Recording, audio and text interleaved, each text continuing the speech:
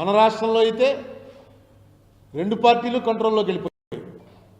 ప్రధాన ప్రతిపక్షం అంతే, అధికార పక్షం అంతే, రెండు కంట్రోల్లోకి వెళ్ళిపోయాయి. దేశవ్యాప్తంగా అన్ని పార్టీలు ఎక్కడైనా ఒకళ్ళో ఇద్దరో తిరగబడుతుంటే వాళ్ళని ఏం చేస్తారో తెలియని పరిస్థితిలో ఇవాళ భారతదేశం వచ్చేసింది. మీకు ఆఖరికి ట్రంప్ లాంటి వాడు నేనే ఇండియాకి పాకిస్తాన్కి రాజీ చేశాను, ఇద్దరికి వ్యాపారం చెప్పానంటే ఏం వ్యాపారం? రాఫెల్స్ 5 రాఫెల్స్ కూల్చేసామంటే, రాఫెల్ అంటే పెద్ద సెన్సేషనల్, దానికి అసలు ఏం చేసినా కోలదని. ఎందుకంటే అది కాంగ్రెస్ టైంలో జరిగినటువంటి అగ్రిమెంట్కి 5 రెట్లు ఎక్కువగా డబ్బు పెట్టుకున్నారు ఎన్డీఏ వచ్చాక, బీజేపీ వచ్చాక. కొని ఏం చెప్పారు, ఇది అసలు ఇక్కడి నుంచి దీన్ని ఎవడో ఏం చేయలేని వెళ్ళి కొట్టేసి వచ్చేటమే తప్పని. 4ో 5ో కూల్చేసామని ప్రపంచవ్యాప్తంగా అందరితోటి చెప్తున్నారు వాళ్ళు. మన లోక్సభలో అడిగితే మినిస్టర్ గారు అంటారు పరీక్ష పాస్ అయ్యామా లేదా అని చూడాలి తప్ప పెన్సిల్ సరిగ్గా రాసిందా లేదా అన్నది కాదు. అది పక్కన పెట్టండి, ఎంతసేపు అదే చెప్తారంటే మనం పాకిస్తాన్లో ఇంతమందిని చంపేశాం, ఇంతమంది అండి టెర్రరిస్టులు కొట్టేశాం అని ఆయన సమాధానం చెప్తాడు. ఈ రాఫెల్ దీని మీద ఇప్పటికీ ట్రంప్ అంటాడు నేనే రాజీ చేశానంటాడు, నేనే ఇద్దరికి రాజీ చేశానని. మోడీ గారు ఏం మాట్లాడరు, గవర్నమెంట్ మాట్లాడదు, దాని మీద స్పందనే లేదు. ఈవేళ పుతిన్ గారితో మళ్ళీ కావలించుకుని ఫోటోలు చూసాం. ఈ పుతిన్కి మనకి రష్యాతోటి యుఎస్ఎస్ఆర్ ఉన్నప్పటి నుంచి ఇండియాతో సత్సంబంధాలు ఉన్నాయి. ఎప్పుడు మనం రష్యాతో సంబంధాలు చెడగొట్టుకోలేదు. చైనాతో కూడా ఇలాంటి సంబంధాలు గతంలో ఎప్పుడు లేవు. చైనాతో వార్ అయింది కానీ 64లో, ఆ వార్ పూర్తయిన తర్వాత ఇప్పుడు ఇలాంటి సంబంధాలు చైనాతో కూడా ఎప్పుడు లేవు. ఈవేళ భారతదేశానికి ప్రపంచవ్యాప్తంగా ఉన్న పెద్ద క్రెడిబిలిటీ ఏంటి? ఈ భారత ఉపఖండంలో అన్ని దేశాల్లోనూ డిస్టర్బెన్స్లు వచ్చాయి ఎక్సెప్ట్ ఇన్ ఇండియా. ఇంత పెద్ద దేశంలో ఇన్ని కులాలుండి, ఇన్ని మతాలుండి, ఇన్ని నాగరికతలుండి, ఇన్ని సంస్కృతులుండి, ఇన్ని భాషలుండి అసలు it will go to dogs అన్నాడు చర్చిల్. ఇండియాకి ఇండిపెండెన్స్ ఇస్తున్నాం అంటే India will go to dogs అన్నాడు. అటువంటిది అలా నిలబెట్టుకుంటూ వచ్చాం. దీనికి ప్రధానమైనటువంటిది ఏంటంటే ప్రపంచం అంతా మతాల పేరుతో కొట్టుకుంటున్నా ఇండియాలో మాత్రం దాన్ని కంట్రోల్ చేసుకుంటూ ఎన్ని రెచ్చగొట్టినా కంట్రోల్ చేసుకుంటూ వచ్చాం.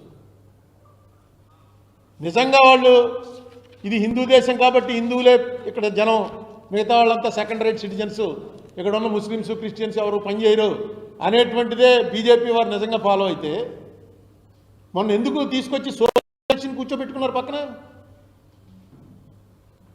మొత్తం మనం యుద్ధం గురించి ఏం మాట్లాడుతున్నా ఓ పక్కన తీసుకొచ్చి సోఫియా ఖురేషీ అనేటువంటి ఒక ముస్లిం లేడీ, ఆవిడ కళ్ళల్లో ఏదో కొంచెం ఇంపార్టెంట్ పొజిషన్లో ఉంది, ఆవిడని తీసుకొచ్చి ఇంకెవరు లేరా? ఆవిడని ఎందుకు తెచ్చిపెట్టుకున్నారు పక్కన? ఎందుకంటే ప్రభుత్వానికి తెలుసు మన స్ట్రెంగ్తే ఇది. యావత్ ప్రపంచంలో భారతదేశానికి ఉన్న పెద్ద స్ట్రెంగ్త్ ఏంటంటే ఇక్కడ మతాల పేరు చెప్పి కొట్టుకోరు. దానికి కారణం హిందువులే. ఎస్, హిందువులే. ఎందుకంటే హిందువులది ఒక మతం కాదది. దీని మీద నేను చెప్పింది కాదు, ఒకే ఒక అఫీషియల్ జడ్జిమెంట్, తర్వాత మళ్ళీ మతం మీద జడ్జిమెంట్ రాలా.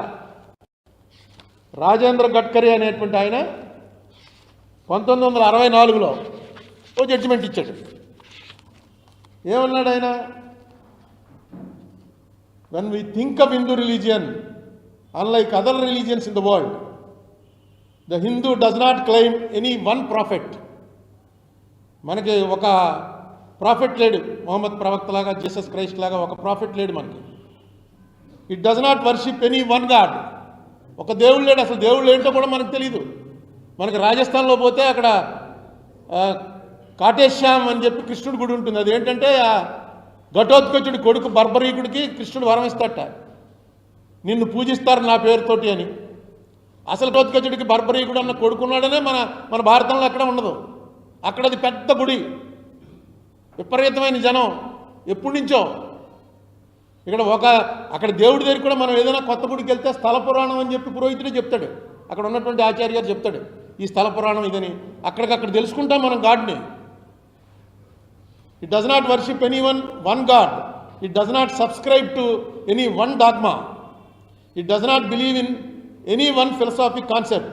It does not follow any one set of religious rites or performances.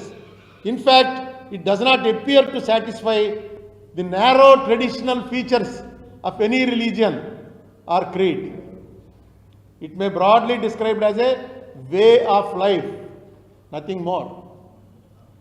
ఇందులో పాలిథియిస్టిక్ ఉండొచ్చు, అంటే బహుదేవతారాధన, మోనోథియిస్టిక్ ఉండొచ్చు, ఏకేశ్వరోపాసన, ప్యాంథియిస్టిక్ ఉండొచ్చు, సర్వదేవతావాదం, మోలిస్టిక్ ఉండొచ్చు, ఏకత్వం, దేవుడు ఒక్కడే ఉన్నాడు, అగోయిస్టిక్ ఉండొచ్చు, అంటే ఆజ్ఞేయవాది, కనపట్లేదు కాబట్టి నేను నమ్మను.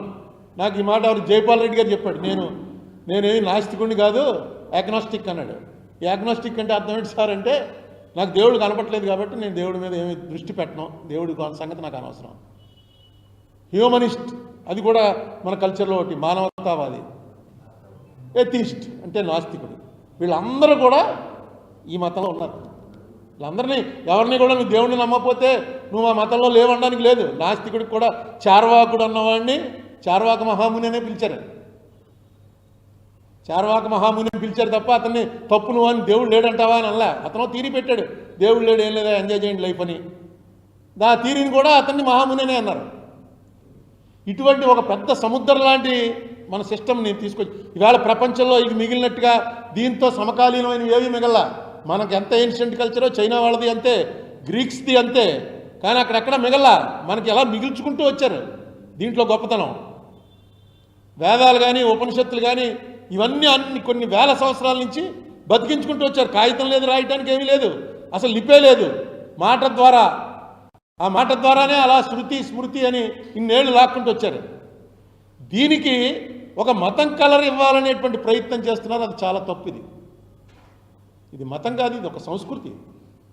ఇక్కడ ఎవరిని పూజించినా మనకేం నష్టం లేదు. మనకి మన బ్లడ్లోనే మన జీన్స్లోనే అసలు ఇది లేదు, ఇది మత విరోధం అనేది లేదు. మీకు వివేకానందుడు చెప్తాడు, టాలరెన్స్ అన్న మాట అంటే మత సామరస్యం, దాన్ని టాలరెన్స్ అంటారు. టాలరెన్స్ అన్న మాటే తప్పన్నాడు. టాలరెన్స్ నువ్వెవడో టాలరేట్ చేయడానికి, అవతల మతాలను మేము సహిస్తున్నామండి, నువ్వెవడో సహించడానికి, అక్కడే నీ ఈగో బయటపడుతుంది. టాలరెన్స్ కాదు, యాక్సెప్టెన్స్. యాక్సెప్టెన్స్ అని చెప్పు. We have accepted every religion. అన్ని మతాలలో ఉన్న సారాన్ని మేము ఒప్పుకున్నాం. అదే హిందుత్వం అని. హిందుత్వం అనేది ఏరియాని బట్టి వచ్చింది. మనది సనాతన ధర్మం అంటే అది అలాగా. సనాతనం అంటే అర్థం ఏంటి? పోదు అసలు, ఇన్నేళ్ళైనా పోదు, అలాగే ఉంటుంది. నిజంగా ఉంది ఇన్ని వేల సంవత్సరాల నుంచి. ఈ మధ్య ఏంటో పోతుంది. రోజు ఈ గత 15 ఏళ్ళుగా మోడీ గారు అధికారంలోకి వచ్చినప్పటి నుంచి రోజు ఇదే గొడవ. హిందూ మతం ఇంక ఉండదండి, ఇదే ఆఖరి దీపావళి, ఇదే ఆఖరి హోలీ, ఇదే చేసుకోండి, ఇంక మళ్ళీ ఉండదు, ఎవరో వచ్చేస్తారు మన మీదకి. ఎందుకు ఆ భయాన్ని ప్రజల్లోకి ఇంజెక్ట్ చేయడానికి? నెక్స్ట్ పాకిస్తాన్లో విడిపోయినప్పుడు పాకిస్తాన్ ముస్లిమ్స్ వచ్చి మన అందరినీ చంపేశారు. మన వాళ్ళందరూ పారిపోయారు. హిందువులు ఎవరికి దమ్ము లేదు, అందరూ పారిపోయారు. మన వాళ్ళని రేప్ చేశారు, మన వాళ్ళని చంపేశారు. ముస్లిమ్స్ వచ్చి గాంధీ గారు నోరు మూసి ఊరుకోండి అన్నాడు, అందరూ ఊరుకుండిపోయారు. ఇదో ప్రచారం. ఒక్కసారి స్టాటిస్టిక్స్ చూడండి, ఇప్పుడు నెట్లోనే ఉన్నాయన్నీ. పాకిస్తాన్ విడిపోయింది, ఇండియా విడిపోలా. పంజాబ్ అనే రాష్ట్రం విడిపోయింది. పంజాబ్ అనే రాష్ట్రం పాకిస్తాన్ గాను పంజాబ్ గాను ఉండిపోయింది. పంజాబ్లో ఎంతమంది ముస్లిమ్స్ మిగిలారు, విడిపోయినటువంటి పంజాబ్లో ఎంతమంది హిందువులు మిగిలారు ఒకసారి చూడండి. ఇక్కడ అసలు ఎవరో మిగలే, మొత్తం చంపేశారు వీళ్ళు. అక్కడ కనీసం 4% ఉన్నారు ఇంకా. అలాగే రేప్ కేసులు, అబ్డక్టెడ్ కేసులు అన్నీ ఉన్నాయి. మీరు నెట్లోకి వెళ్తే అంటే దొరుకుతాయి. హిందువులు ఎంతమంది మిస్ అయిపోయారో ముస్లిమ్స్ అంతమంది మిస్ అయిపోయారు. ఇటు అంతే అయ్యాయి. అక్కడ జరిగింది ఒక భయంకరమైనటువంటి నరమేధం. పక్కవాడు ఇంటి పక్కడు కొట్టేసుకున్నారు. అది మళ్ళీ రాకూడదు అనేదే ఇండియా ఆలోచన. అది ఎప్పుడు బతికుండాలనేదే పాకిస్తాన్ ఆలోచన. ఎందుకంటే పాకిస్తాన్కి ఇంక డెవలప్మెంట్ లేదు. వాళ్ళకి ఎంతసేపు హిందువులు కొట్టేస్తారు, మన వచ్చి జాగ్రత్త అని అలా మిలిటరీ రూల్లోనే రన్ అవుతున్నారు వాళ్ళు. మనకి ఇప్పుడు అది పెట్టే ప్రయత్నం చేస్తున్నారు. 140 కోట్లని ఉన్నాం మనం, 30 కోట్లు లేని వాళ్ళు ఎప్పుడైనా మన వచ్చి ఏం కొడతారు? అసలు ఎన్నిసార్లు చెప్పాను నేను, వాళ్ళ బడ్జెట్ ఏంటి, మన బడ్జెట్ ఏంటి, మన పెర్ క్యాపిటా ఇన్కమ్ ఏంటి, మన జీడిపి ఏంటి, మన లెవెల్ ఏంటి? అసలు పాకిస్తాన్ న్యూస్ భయపెట్టే పరిస్థితి ఇక్కడ తీసుకొస్తున్నారు ఈవేళ. మాటికి ముస్లింలు అంటే ఎక్కడి నుంచి వచ్చారు? ఇక్కడ మన వాళ్ళే. నీ ముత్తాత బ్రదరు ఇస్లాంలో పోయాడు. అలాగే మన పక్కన ఎవరినైతే గుళ్ళోకి రానివ్వలేదో వాళ్ళందరూ ఇస్లాంలో కొందరు పోయారు, క్రిస్టియానిటీలో కొందరు పోయారు. బాగుంది, అందులో ఉన్నారు. నీకేంటి నష్టం? ఇవాళ ఏ పరిస్థితి తీసుకొస్తారంటే మళ్ళీ ప్రపంచవ్యాప్తంగా మన సోఫియా ఖురేషిని పెట్టారు. సోఫియా ఖురేషిని తీసుకొచ్చి పక్కన కూర్చోబెట్టుకు చెప్పారు. ఆ సోఫియా ఖురేషి ఎవర్రా అని చూశాను నేను. చూస్తే ఈవిడ భార్య, ఈవిడ భర్త తాజుద్దీన్, ఆయన కల్నల్ ఇండియన్ మిలిటరీలో. ఈవిడ తండ్రి కాదు తాత ఝాన్సీ లక్ష్మీబాయి చేసినప్పుడు పోరాటంలో ప్రధానమైనటువంటి సైన్యాధికారి పాత్ర వహించిన కుటుంబం ఇది. ఝాన్సీ లక్ష్మీబాయి ఆర్మీలో ఉన్నటువంటి ముస్లిం కుటుంబం. ఇవన్నీ బయటికి రాకూడదు అని అలా పక్కన పెట్టేసి మనమే అనుకుని, లేదు ఈ గొడవ బ్రిటిష్ వాళ్ళు పెట్టిన తర్వాతే వచ్చింది. ఈవేళ దాన్ని బీజేపీ వారు రాజకీయ కారణాల కోసం ప్రోత్సహిస్తున్నప్పుడు అర్థమైంది ఏంటి? మళ్ళీ ఈయన ఇండియాలో మాత్రం ముస్లిమ్స్ హిందువులు కొట్టుకోవాలి, ప్రపంచవ్యాప్తంగా మాత్రం ముస్లిమ్స్ అందరినీ ఈయన వెళ్ళి కావలించుకుంటారు, వాళ్ళతో స్నేహం చేస్తారు. అసలు ఇండియన్ కల్చర్ అంటే ఒక్క మాట చెప్తే మీకు అర్థమైపోతుంది. ఇది ఏమి అనుకుని ప్లాన్ చేసింది కాదు, ఆటోమేటిక్గా జరిగింది. బంగ్లాదేశ్ని విడిపోయింది పాకిస్తాన్ నుంచి.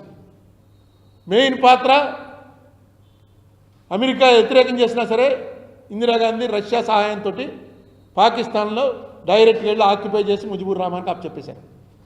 అప్పటికి మేమంతా పెద్దవాళ్ళు అయ్యాం. మాకు రేడియో న్యూస్ తెలిసేంత వయసు ఉంది, పేపర్ చదివేంత వయసు ఉంది. ఆ వేళ లిస్టు చూడండి. ఇండియన్ ఎయిర్ ఫోర్స్ మెయిన్ పాత్ర వహించింది. ఇండియన్ ఎయిర్ ఫోర్స్ డైరెక్ట్గా ఆ ఫ్లైట్స్ని చూసే పాకిస్తాన్ ఆర్మీ వాళ్ళు పైనుంచి, ఇది ఎప్పుడు 72లో పైనుంచి విమానాలు వచ్చేస్తున్నాయి ఇండియన్ విమానాలు అనేటప్పటికి భయపడిపోయి బంకర్స్లో దూరిపోయి పారిపోయారు. ఆ మొత్తం ఆపరేషన్ రన్ చేసినటువంటి ఎయిర్ ఫోర్స్కి ఇండియన్ ఎయిర్ ఫోర్స్ కమాండర్ పేరు ఇద్రిస్ హసన్ లతీఫ్.